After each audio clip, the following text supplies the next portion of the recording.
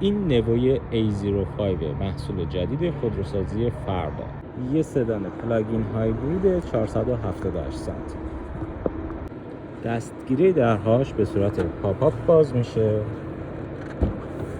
و تو نمای کابینش یه تریم دو رنگ استفاده شده. کابین نوو طراحی خیلی مینیمال و ساده داره. کلیدا توش به حداقل رسیدن. یه نمایشگر عمودی بزرگ اینجا داریم و یک کلاستر دیجیتالی پشت فرمون که الان دارید این رو از زاویه دید راننده میبینید که اشراف خیلی خوبی به داده های رانندگی داره.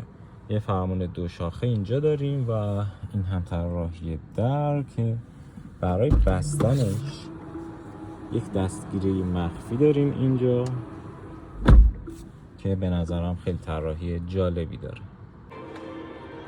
این المان تقریبا مستطیلی تو جاهای مختلف ماشین تکرار شده.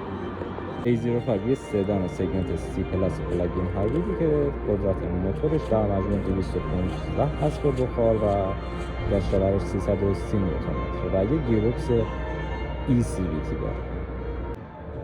خودروسازی فردا به زودی فروش نووی A05 رو با قیمت 2 میلیارد تا 2 میلیارد و 300 میلیون تومان شروع کنه.